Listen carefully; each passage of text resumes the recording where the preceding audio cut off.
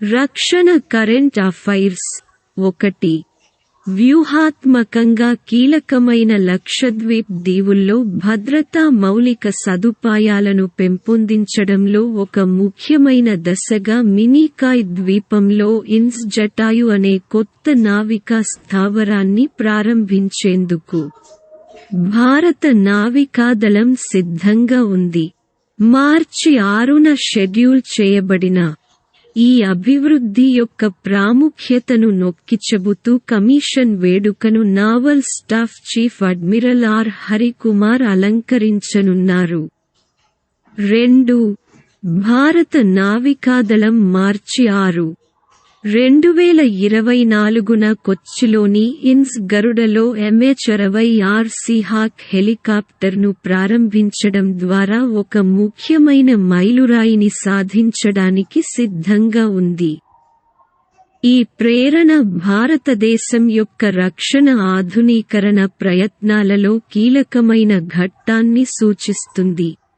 దాని సముద్ర సామర్థ్యాలను మరింత బలపరుస్తుంది. సీహాక్ స్క్వాడ్రన్ NS-334గా నియమించబడుతుంది. ఇది దేశానికి నౌకాదళ విమానయానంలో కొత్త శకానికి ప్రతీక. ఈ హెలికాప్టర్లు ఫిబ్రవరి 2020లో US ప్రభుత్వంతో కుదుర్చుకున్న 24 విమానాల ఫారిన్ మిలిటరీ సేల్స్ (FMS) ఒప్పందంలో భాగం. 3. రక్షా మంత్రి శ్రీ రాజ్నాథ్ సింగ్ మార్చి 5, 2024న గోవాలోని నావల్ వార్ కాలేజీ (NWC) లో కొత్త అడ్మినిస్ట్రేటివ్ మరియు ట్రైనింగ్ భవనాన్ని ప్రారంభించారు. ఆధునిక భవనం చోళ అని పేరు పెట్టారు.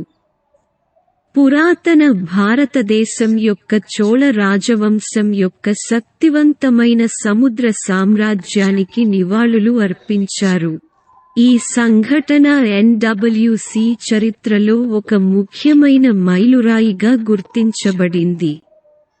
సైనిక విద్యలో నైపుణ్యం మరియు సముద్ర ఆలోచనలను పెంపొందించడంలో దాని నిబద్ధతను బలోపేతం చేసింది. 4.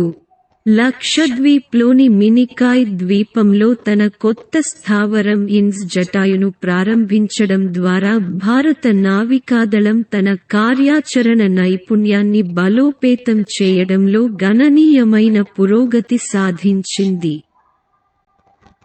ఈ వ్యూహాత్మక చర్య నావికాదళ సామర్థ్యాలను మెరుగుపరచడం మరియు పశ్చిమ అరేబియా సముద్రంలో పైరసీ నిరోధక మరియు మాదక ద్రవ్యాల వ్యతిరేక కార్యకలాపాలలో దాని ప్రయత్నాలను బలోపేతం చేయడం ద్వారా కీలకమైన హిందూ మహాసముద్ర ప్రాంతంలో చేరుకోవడం లక్ష్యంగా పెట్టుకుంది.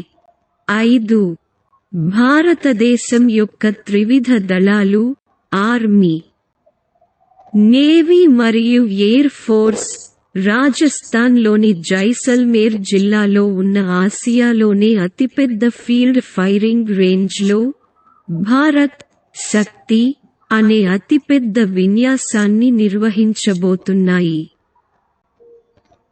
ప్రధాని మోదీ సందర్శన అవకాశం భారత సాయుధ బలగాల బలప్రదర్శనను చూసేందుకు ప్రధాని నరేంద్ర మోదీ మార్చి 12, 2024న పోఖ్రాన్ను సందర్శించవచ్చు. 6. పోర్ట్ బ్లెయిర్ వద్ద US కోస్ట్ గార్డ్ కట్టర్ బెర్తాల్ఫ్ రాక. United states coast guard USCG మరియు ఇండియన్ కోస్ట్ గార్డ్ ICG మధ్య ఉమ్మడి వ్యాయామం సీ డిఫెండర్స్ -2024 ప్రారంభానికి సంకేతాలు. మార్చి 9 నుండి 10, 2024న షెడ్యూల్ చేయబడింది. ఈ డ్రిల్ రెండు దేశాల మధ్య లోతైన వ్యూహాత్మక సంబంధాలను ప్రతిబింబిస్తుంది మరియు సముద్ర భద్రతను మెరుగుపరచడం మరియు ఇండో పసిఫిక్ ప్రాంతంలో నియమాల ఆధారిత క్రమాన్ని సమర్థించడం లక్ష్యంగా పెట్టుకుంది. 7. Defence research and development organisation (DRDO) బహుళ స్వతంత్ర లక్ష్య రీ-ఎంట్రీ వెహికల్ (MIRV) సాంకేతికతతో స్థానికంగా అభివృద్ధి చేసిన అగ్ని-5 క్షిపణి యొక్క తొలి విమాన పరీక్షను విజయవంతంగా నిర్వహించింది. ఈ కొత్త సామర్థ్యం ఆయుధ వ్యవస్థ వందల కిలోమీటర్లలో విస్తరించి ఉన్న విభిన్న లక్ష్యాలకు వ్యతిరేకంగా బహుళ అణు వార్హెడ్లను అందించడానికి అనుమతిస్తుంది. ఇది భారతదేశం యొక్క వ్యూహాత్మక నిరోధక సామర్థ్యాన్ని మరింత మెరుగుపరుస్తుంది.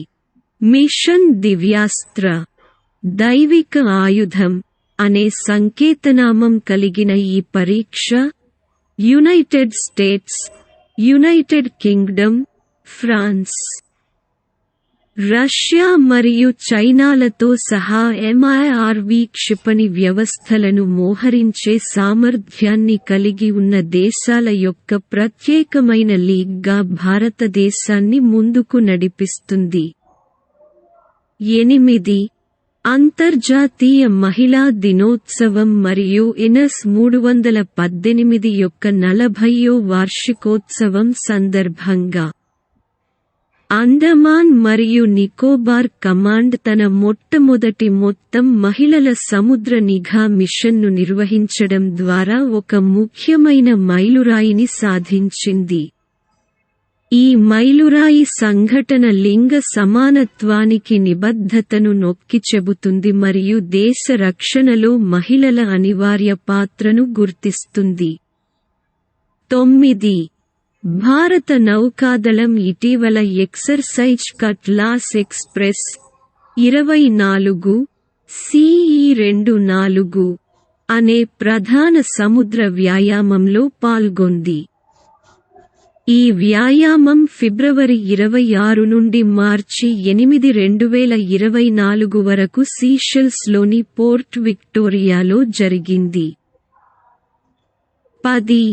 మార్చి 13, 2024న 08 XASW anti sub marine warfare shallow water craft project యొక్క 5వ మరియు 6వ నౌకలైన ఆగ్రే మరియు అక్షయ్ లను ప్రారంభించడం ద్వారా భారత నావికాదళం యొక్క నౌకా నిర్మాణ కార్యక్రమంలో ఒక ముఖ్యమైన మైలురాయిని సాధించారు.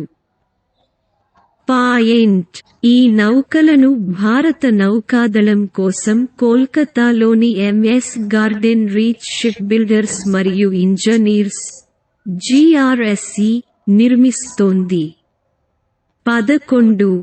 లింగ సమానత్వం మరియు సమ్మిళితం వైపు గణనీయమైన పురోగతిలో రైల్వే ప్రొటెక్షన్ ఫోర్స్ RPF మహిళా ప్రాతినిధ్య పరంగా కేంద్ర పారామిలిటరీ బలగాలలో ముందుంది. ఈ విజయం అటువంటి సంస్థలలోని సాంప్రదాయ పురుష ఆధిపత్య ప్రకృతి దృశ్యం నుండి గుర్తించదగిన నిష్క్రమణను సూచిస్తుంది.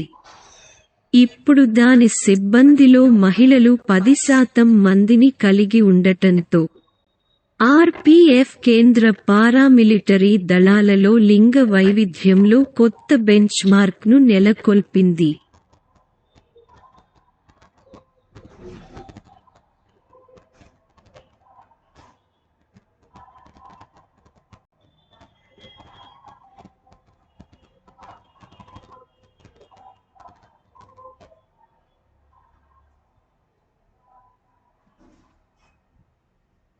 12.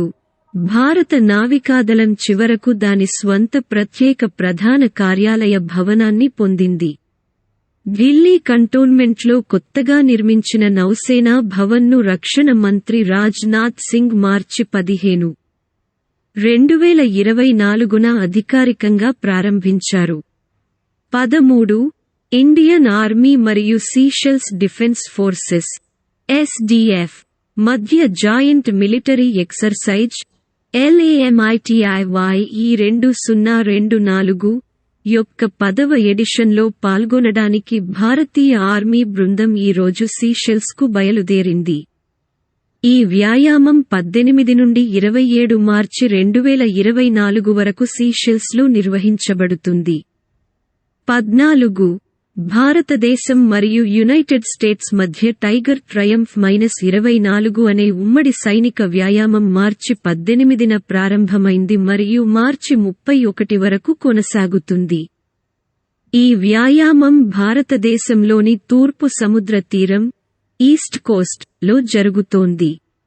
మానవతా సహాయం మరియు విపత్తు సహాయక చర్యల కోసం రెండు దేశాల సాయుధ దళాల మధ్య సహకారాన్ని మెరుగుపరచడం ఈ వ్యాయామం యొక్క ముఖ్య ఉద్దేశ్యం. 15 భారత సైన్యం తదుపరి తరం కమ్యూనికేషన్ టెక్నాలజీలను పరిశోధించడానికి మరియు మూల్యాంకనం చేయడానికి సిగ్నల్స్ టెక్నాలజీ ఎవాల్యుయేషన్ మరియు అడాప్టేషన్ గ్రూప్ (STEAG) అనే ప్రత్యేక సాంకేతిక విభాగాన్ని ఏర్పాటు చేసింది. 16 భారత రక్షణ పరిశ్రమ కరేబియన్ ప్రాంతానికి తన పరిధిని విస్తరిస్తోంది. గయానా డిఫెన్స్ ఫోర్స్ (GDF) ఎగుమతి, దిగుమతి బ్యాంక్ ఆఫ్ ఇండియా నుండి $23.27 లక్షల రుణంతో భారతదేశం నుండి 2 విమానాలను కొనుగోలు చేయాలని యోచిస్తోంది. 17 కొత్తగా కొనుగోలు చేసిన AH-64E అపాచీ అటాక్ హెలికాప్టర్లను నిర్వహించడానికి భారత సైన్యం తన మొదటి స్క్వాడ్రన్ 451 ఏవియేషన్ స్క్వాడ్రన్ను పెంచింది. స్క్వాడ్రన్ని జోధ్పూర్లో మార్చి 15న అధికారికంగా ఏర్పాటు చేశారు. 18 భారతదేశం, Mozambique, Tanzania trilateral exercise INTTRILAT 2024 రెండవ ఎడిషన్లో పాల్గొనేందుకు భారత నావికాదళం సిద్ధంగా ఉంది. ఇది 21 నుండి 29 మార్చి 2024 వరకు షెడ్యూల్ చేయబడింది.